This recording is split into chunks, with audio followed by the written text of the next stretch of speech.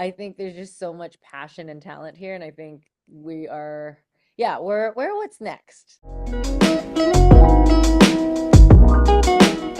But yeah, I want to start off by saying congratulations. Firstly, I know your new short, Do You See Her, just premiered at Blood in the Snow Festival, which is such a great festival, number one. But number two, how was it to pour so much love and energy into this project and get to have people's live reactions? As a filmmaker, it's the best part is watching it with an audience. And, it's also the most nerve-wracking part because you sit there and you're like, oh my gosh, are they gonna laugh? Are they gonna, be scared? Is what's gonna happen? And then the one of the best things too about premiering and playing in Toronto is that the cast and crew get to attend and to watch it. Mhm. So yeah, that was one of the bonuses too, is just getting, you put so much labor, love and labor into it, and everyone puts like a piece of themselves in, and it takes so long from inception to production to post-production to actually see the finished product. So it's always, yeah, it's always like a magical moment. But I also think I zone out, or I disassociate a lot because I think I get really nervous. So That's fair, that's fair. I mean, I've heard that actors do that too, where they're like, I don't want to watch my work for the first few screenings. So maybe it's the same where you're just like, I'll zone out. yeah, yeah. And I'm just like, okay, who is this happening to? I know it's me, but I'm like, and sometimes it's like, okay, was that a good reaction? Was that, yeah. But it all together, I'm proud of what we did with the little time we had, and I had a really good time at Blood in the Snow. Yeah. How long was this shoot for you? Because I know short films can range from anywhere from 2 days to like 2 weeks. Yeah, so I think we were a little bit ambitious and we just made it. It was a 1 day shoot, and originally it was going to be like 12 hours, but then I think we were a bit ambitious, like, no, we don't need that much time. And then we made it like an 8 hour shoot, which obviously then we ran out of time at the end. And we had, prosthetics applications. We had to move sets, we had a dolly to set up, all these things. But I think with everything, that's why I'm like, when I wrote the script, I had a bit more envisioned with the story and a few more shots that we did that we didn't get to keep. Mhm. But with all the constraints and the amount of time, I'm proud of what we did. So That's crazy that you did a 1 day shoot. I mean, props to you and the team, but that's crazy. yeah, thank you. It is. I'm actually planning for another shoot in a month. More than Um, 1 day? nope. And this one is a bit more complicated than this film for sure. So I don't know. I think I'm a bit of a masochist or something. We're We we're say overachiever. Yes, overachiever. That's true. Yeah, yeah. But it's just when you're an indie filmmaker, you just do what you can with the whatever budget you can, whatever location you can get. Uh, Mhm. in this case, this is our friend's in-laws' place. So yeah, we're very grateful for them to be leaving the house to us for 1 day. Well, if it works, it works. I can't wait to see it. Yeah, thank But I love that you mentioned, makeup can take a while, especially when you have all these different effects. I know that you were very adamant about using practical effects for this instead of CGI. Obviously, you worked with Jay, who's amazing. What made the practical approach essential as opposed to just going for CGI? Was it the fact that it was an indie budget, or do you just prefer practical? Well, to be honest, the thing is, because it's an indie budget, and I was like, okay, let's see what we can do. I was actually originally, when we had no budget, I was like, let's just do a shadow thing and we'll make fake fingers and make it creepy.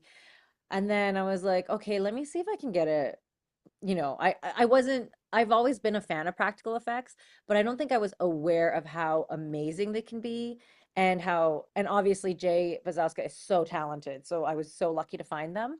And yeah, I wasn't aware of how far we could go with practical. And, and obviously CG costs a lot more and everything like that. But now I'm like, oh, practical only. Like I'm a big practical fan because I think it looks amazing. There's so Mhm. much artistry and intention behind it. And yeah, as the artist, they can sculpt what you need, and it looks way better than CG. Like Mhm. CG, I think it's just too much now. We've seen it in everything. I think well done, when it's well done and minimal, it can be really good. And obviously, if you're going to space, you'll need CG. But for like a good horror and creature, I think practical effects are where it's at. Definitely. I love that. I know you've talked about this film kind of exploring the idea of what we do when our vision betrays us and, who you turn to when you don't feel safe. So I'm curious for you, who's that person in your life that you turn to when you don't feel safe? Oh my gosh. Well, myself. But no, I would probably say my partner for sure. I think that's like why we have partners, that's nice. But and also my cat. Whenever I'm scared or sad or something is going on, my cat is always there for me, as you saw earlier. Yeah. Yeah, I mean, creatives are often their own biggest critics. That could be one of the things that makes you not feel safe. But Yeah. flipping that narrative, what's something you're really proud of yourself for on this project? Oh, that's a good question. I am I'm really proud of how the film came together and the sound design and the music because without the music and without the sound design, this film would not be as good. Like I cut it, I did as much as I could with the assistance of my assistant editors and when I was watching, I was like, oh man, I think this is it, but I just need some music and I need some sound design. And Insia and Tom, my composer and sound designer, like they just elevated it so much. And I think finding good collaborators and advising on that, it also taught me a lot. I think this film really taught me all the things that I didn't know in filmmaking because I think I kind of did this one like I kind of wung it like winging it.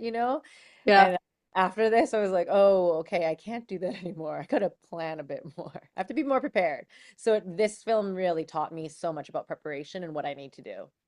I mean, that's a good thing to learn now, as opposed to like you're in billions of dollar films later and you're like, oh, let me figure this out. Exactly, right? I know. I love that you give credit to the sound and the score because, score can ultimately like make or break a film depending on how good it is. So for you personally, what's three songs you would use to describe this film as a whole? Oh my gosh, that's a really sorry. That is a really good that is a really good question. Oh my gosh. So three songs to describe this film? Yeah. Or Oh, your film like vibe. oh my gosh. Okay, I would say Bloody Mary by Lady Gaga. Perfect. Yes. And then I would say like Jupiter, it's it's part of the planets. And then my last one would probably be like the soundtrack from or yeah, the soundtrack from Hereditary, I think is really good. Mm. Yeah. Was that a big inspiration for you for this film? Well, for this film specifically, my inspiration was actually Smile. Okay, that Yeah. makes sense. Yes, yeah. And I watched it and I was like, oh, I really loved the horror and the metaphor and everything. And I was like, let me try to do something, let me try to emulate that. Because I think as a filmmaker and like a learning filmmaker, it's important to experiment and see if you can achieve those things. Mhm. And yeah, and I really wanted to play with that and see if I could do something similar. Yeah, that makes so much sense now that you say that. Yeah. I'm glad. But I'm glad. one thing I really love about film, but also horror movies in general, is that there's always a little bit of foreshadowing that when you watch it a second time, you can be like, oh my God, I missed that. Is there a certain scene or nod that you particularly enjoy that people might not catch on their first watch? Oh, it's so hard in a short film because you only have like this film's like 6 minutes long to do Hmm. that. But I think in the drawings at the beginning, there's like a quick flash and you don't know what's going to happen yet. So I like that foreshadowing. And that's thanks to my production designer, Liliana. She's great. Yeah. I also heard that you're currently in post-production on your debut feature. Is this true? Yes, yeah, it is true. And it is also an indie scrabbled cobbled together an amazing team. And I was like, let's just make something because tired of waiting for people to green light stuff. It's like if you can get a team together and get some savings and we got a house and I wrote a script and got two amazing actors, and we'll see how it works out. But I'm really grateful for everyone that came together to make it happen. It's Now, been a what can you tease about what this project is? Yes, so it's called Welcome to Kurosawa House, and it's a found footage horror Mm. thriller with some sci-fi elements.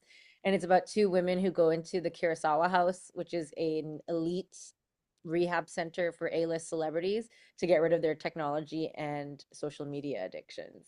And then, you follow them throughout the week as they go through this therapy and basically undergo psychological torture and, ends up in there's some fun body horror in there too. So I love that you say fun. yeah, There's some fun body horror. just to give you a taste of what there is. Yeah.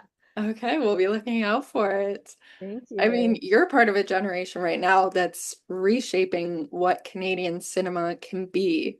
How would you describe not only what new Canadian horror looks like, but what the world should know about Canadian cinema? Because I feel like it's so underrated. Oh, I love that. I think the world should know that there's a lot of talent here, and there's a lot of really talented people telling stories that we haven't heard from, from groups, marginalized people, people of color, people with disabilities, queer people, like, and we're really using horror as a vehicle to tell our stories and kind of explore that. And I think in Canada, we have so much winter time, we have a lot of thinking time, and we get the extremes. So I think there's just so much passion and talent here. And I think we are, yeah, we're what's next.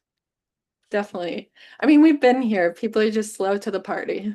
Yeah, exactly. Exactly. But my last question for you, obviously, you are a rising star in your career right now. So, who are some Canadians that you'd like to collaborate with in the future? Oh, that's thank you for saying that. That's so nice. Okay, Canadians I'd like to collaborate with are definitely I would love to collaborate with Rachel McAdams. Just because I love. yeah, she's amazing and I've met her and she's the most lovely person. Like I met her at TIFF once and she's just so kind and very talented. And then I would love Sandra Oh because she's an Mm. icon. And then but there's so many good Canadians. It's So true. yeah, Ryan Gosling would be great. Oh, him and Rachel McAdams. Put them in another movie together. I love Those it. are some, yeah. We're manifesting that for you. Thank you. Yeah, I would love that. But yeah, congratulations on everything and thank you so much for your time. Oh, thank you so much.